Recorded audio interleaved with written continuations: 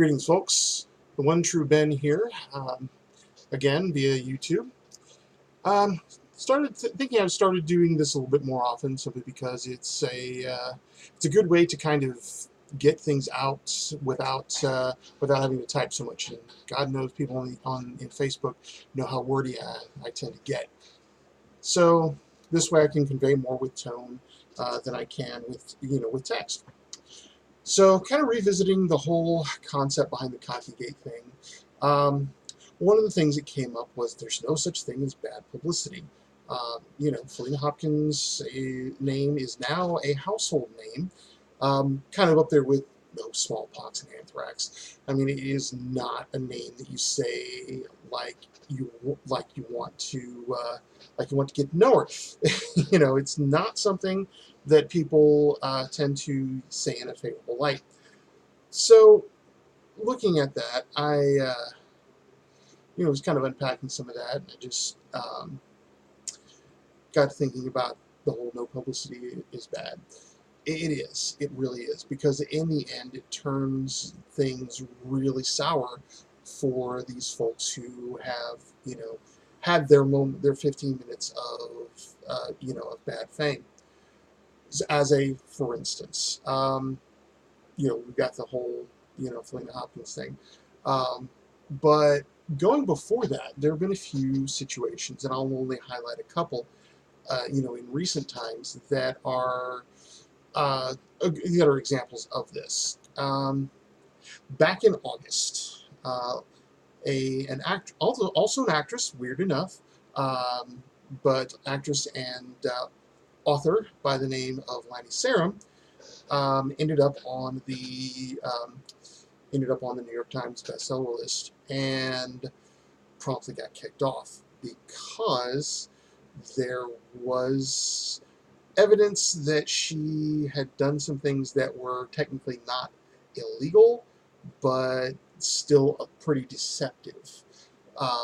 And people caught her at it, and she was like, I didn't do anything wrong. And she may not have. She may not have done anything illegal, but what it turned out to have happened was that she was buying her own book through bookstores that were that she made sure were reporting to the New York Times for the New York Times bestseller list.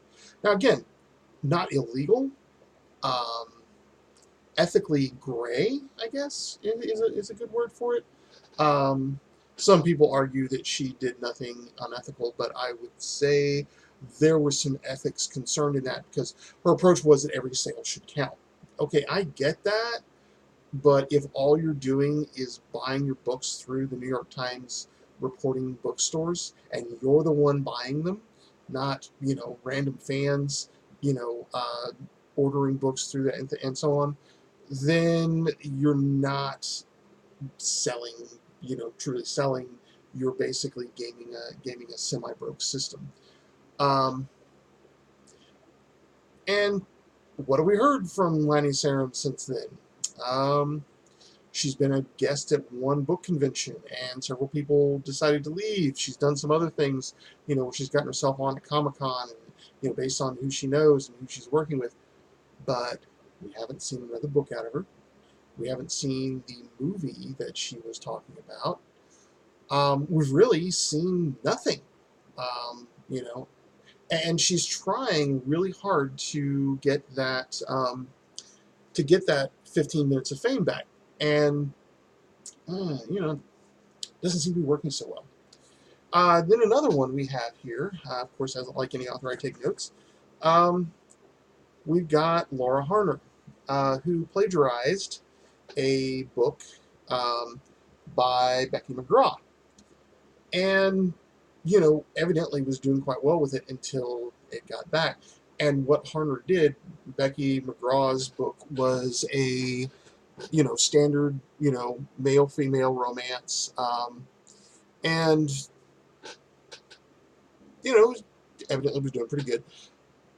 But Harner just all she did was did kind of a not necessarily a gender swap, but she did a genre swap where it was male-male instead of male-female, and Other than that, it didn't change much. She just changed the main characters. Little bits in here and there of the writing, but overall, no, not much change, and basically enough to get it yanked for plagiarism. That happened in 2015. Her latest book, uh, 2016, going on 2 years since she's had anything else come out. And for an indie writer, that's death. I mean, that's gonna fuck fuck your stride up. I went a year without a major, without a major um, release, and boy, did it hurt. Did it hurt my ratings. And already, Felina Hopkins is seeing her ratings plummet as an author. She was in the top 100 in romance. Last I checked, she wasn't. And I watched it drop in a matter of days. Um, she's getting revenge starred a lot, which I don't condone of. But that was my last video. Um, and that's not cool. Um, if I wouldn't want it done to me, I wouldn't suggest it to be done to anybody else either. Not that she's this nice person or she's a victim, but yeah, So, when you look at all this and you unpack all this and you look at it in the long term, yeah, she's getting a lot of, publicity. Yeah, everyone knows her name. She's been in the Guardian. This whole thing's been in the Guardian and such. But in the end, when this is done, a year from now, you won't know who she is. A year from now, you won't hear anything from her. A year from now, no one's going to buy her shit. Um, you know, because the thing that these folks are relying on is a gimmick. And in writing, you're not going to get anywhere with a gimmick. You're not going to establish a career on a gimmick. Um, it doesn't happen. It does happen for about 5 minutes, and then you're done. Your gimmick's over. People hate you, and nobody wants to buy your book. But hey, you know what? Everybody's heard of your name. Yeah, I hope that's worth it. Because as folks are fond of saying, this is a marathon, not a sprint. And if you want it to be your thing, um, if you want a career as a writer, and that's, I need to caveat, this is who this is aimed at. Anybody who wants a career as a writer. There are folks out there who love to write for its own sake. And there's a certain purity to that. I admire it. I used to do it myself.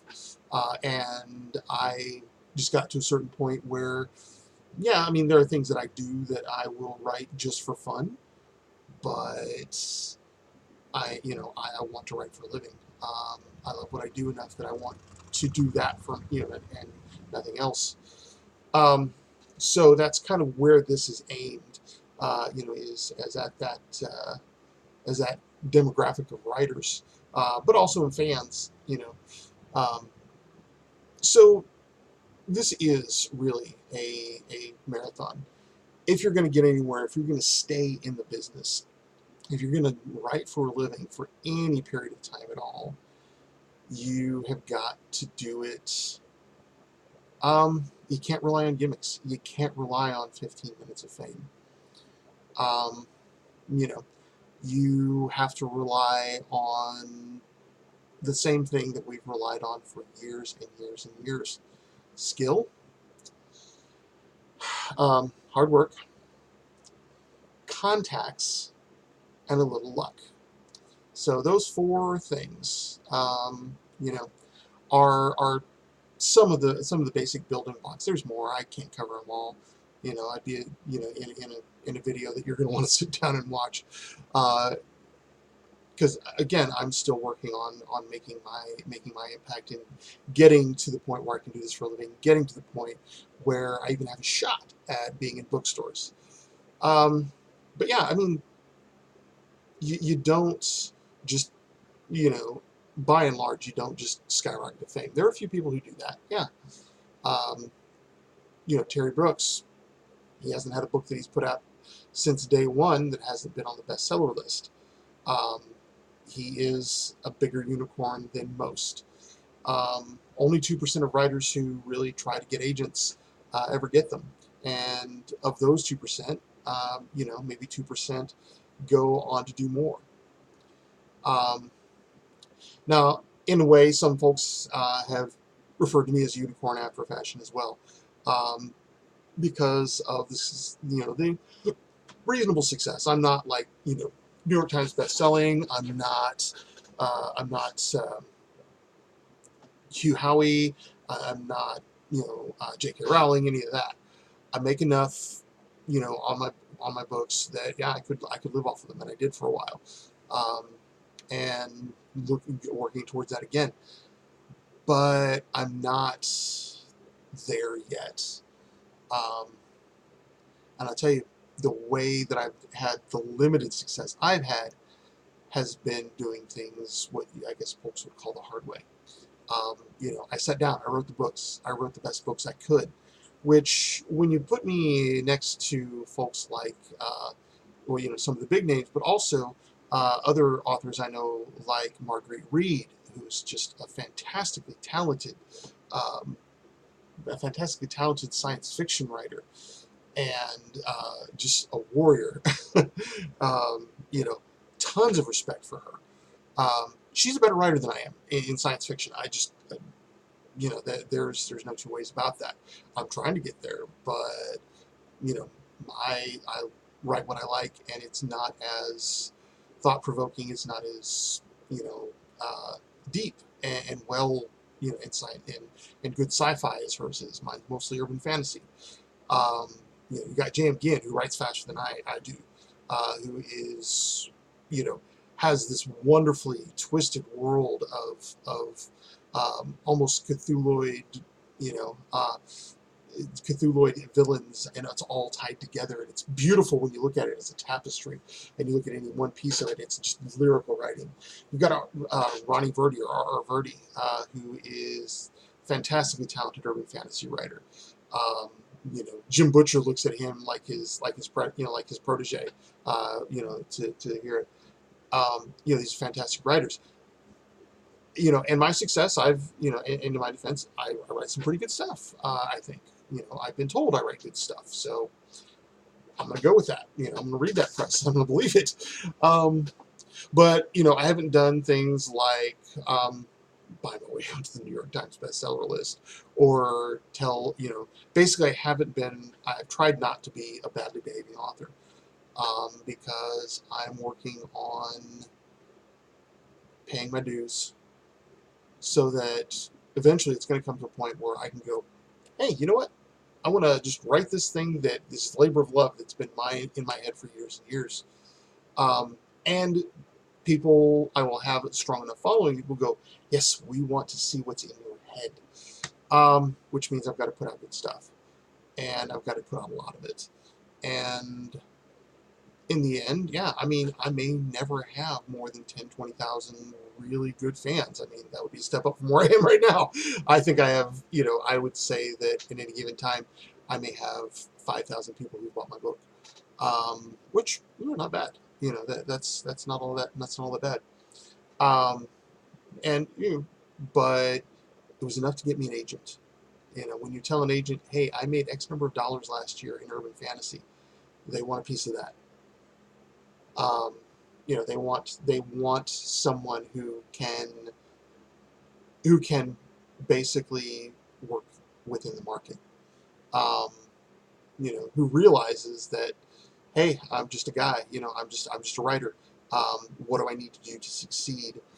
Um, until they get to the point where they have succeeded and they go, okay, what do I want to do? There's a time for that. There is a time for all of that.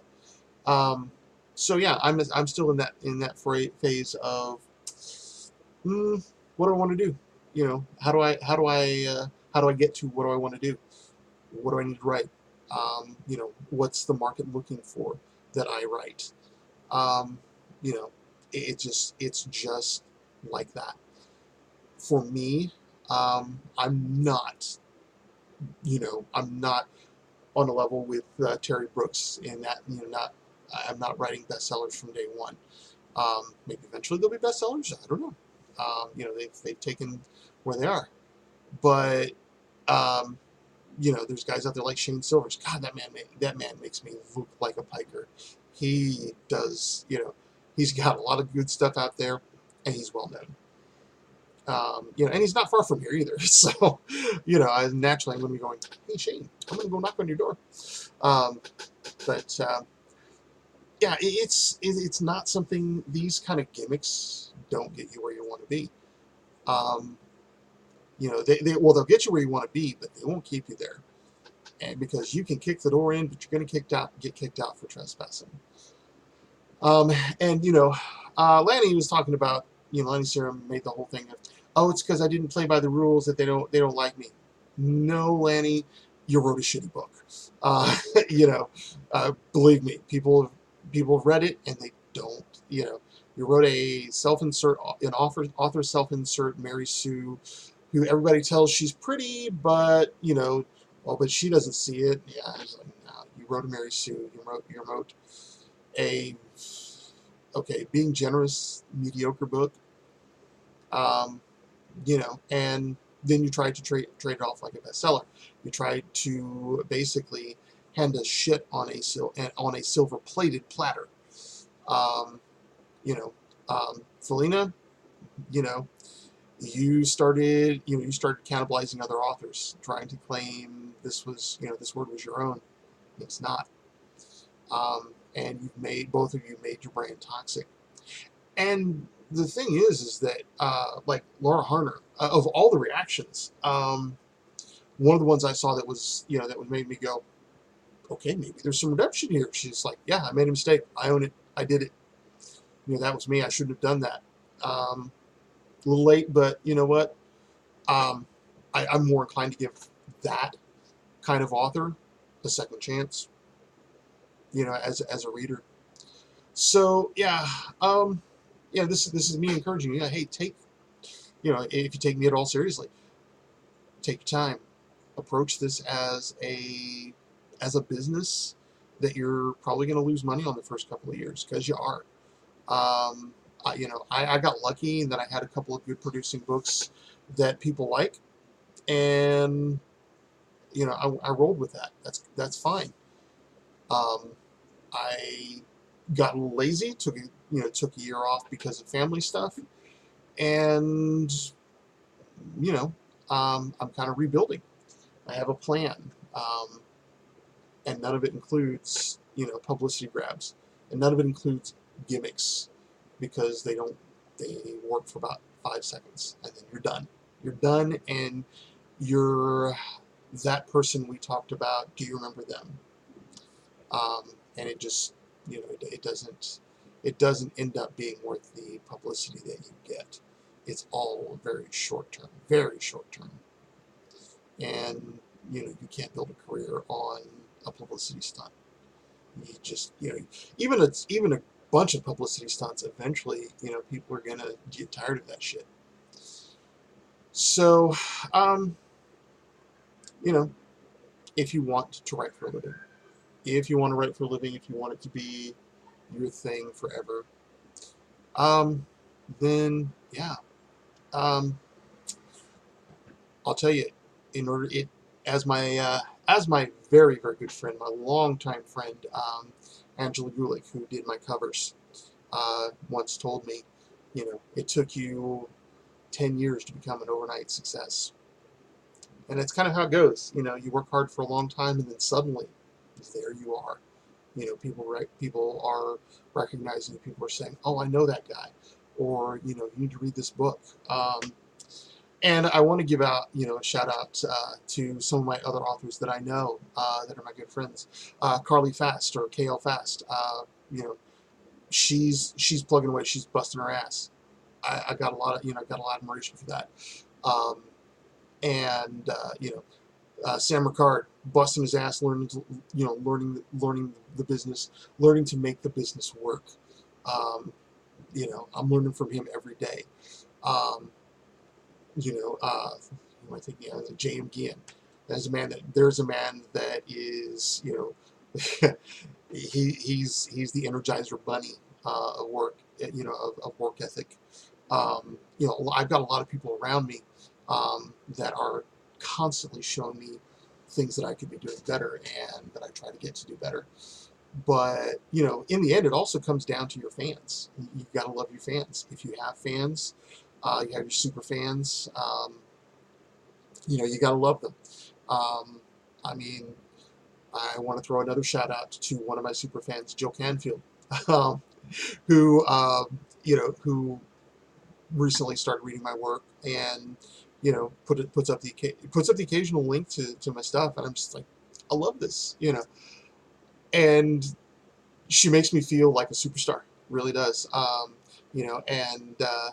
And I'm probably going to mispronounce your name, and I do apologize, but Shaked Busne.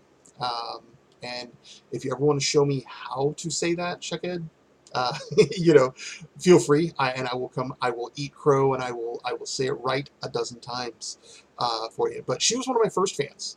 She is she learned English so she could read, urban fantasy, and found my stuff, and was one of the first people who ever sent me an author letter. That, to me, that holds a special place in my book.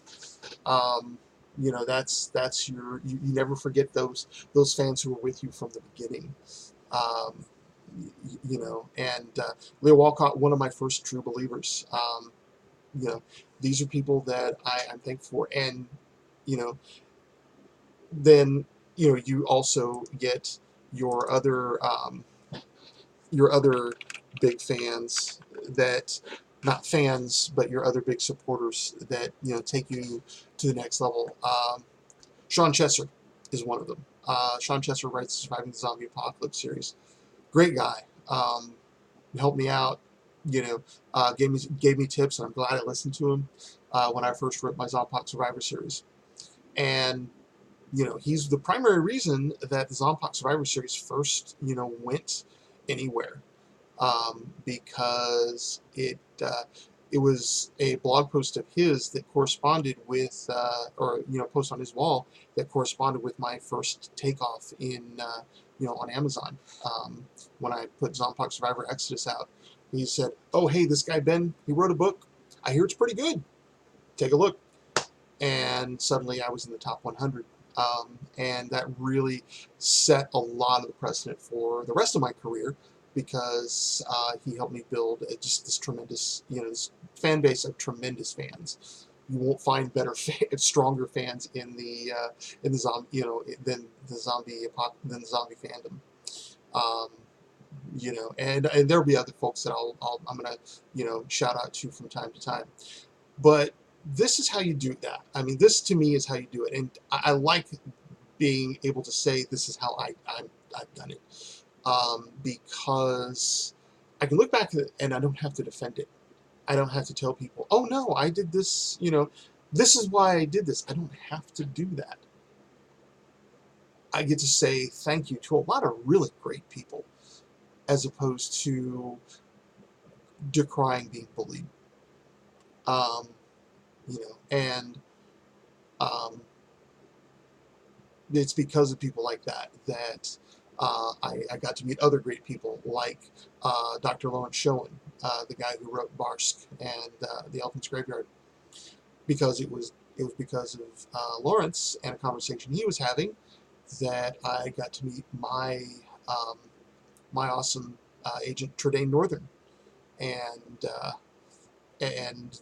that's, I mean, my career is taking completely new directions because of that, and because that's my agent Tradaine Northern with Prentice Literary. But and I'm really grateful that he took a chance on me, because he's taking my career in different directions.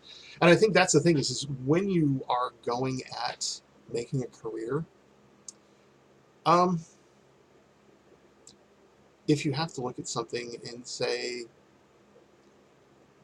who am I going to say thank you to for this? If that list is very small, or if you're having to defend your decisions, then I'm going to say you probably didn't make the best decision. Because so far, I haven't had to defend very many of my decisions.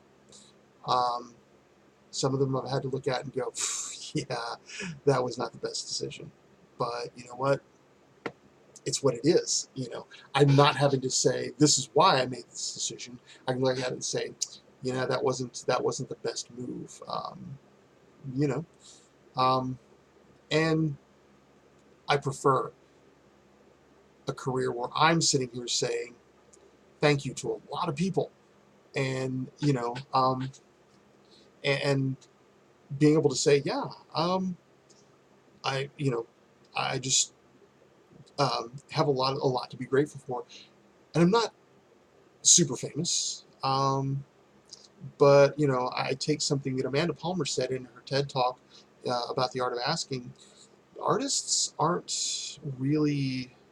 It's not about celebrity. It's not about being loved, as she says, by a lot of people from a distance. It's about a bunch of us, by a smaller group of people loving you up close, and that being enough. Um, and I think that's, to me, the best direction that my writing career, and I think, but again, I'm just this guy. I'm just a writer from Missouri who is, enjoying some success. So yeah, take what I say with a grain of salt. I mean, but to me, that's the way to go. That's how you catch your contrails, and I'll go into that in a later video. But again, that comes back to my main rule: stay positive. Be a positive force. So, yeah, I mean, when we look at it, a year from now, who the hell is going to know who Felina Hopkins is? Because really, most of the times when things like this happen, we're going to be talking about who Felina Hopkins was and who Lanny Sarum was. These are people that we don't know who they are now. We don't know what they're doing now. I don't know what they're doing now, and I certainly don't have anything that makes me want to be them. Because I'm wondering, who's Felina Hopkins going to be thanking a year from now? Who's Lanny Sarum going to be thanking? Um, you know, because of these decisions that these folks have made. And it's not just women. I mean, guys do bad shit. Um, you've got guys like Theodore Beale, who I can't, he has another name, but I refuse to use it because it just, yeah. Um, but or the guy who started the whole Gamergate thing. Turns out he was lying through his teeth, and or he was wrong about a lot of his allegations. And nobody knows who he is. I can't remember his name, but we know who came out on top of that, and it wasn't the puppies. It wasn't the people who started all that bullshit. So yeah, once again, I think this is probably going to be a common theme with me as far as writing and trying to start a career. Um, you know, um, don't be a dick. Be a force for the awesome. So I will sign off because that covers pretty much everything I have to cover on this. But I'll sign off with my usual: be awesome, do epic shit.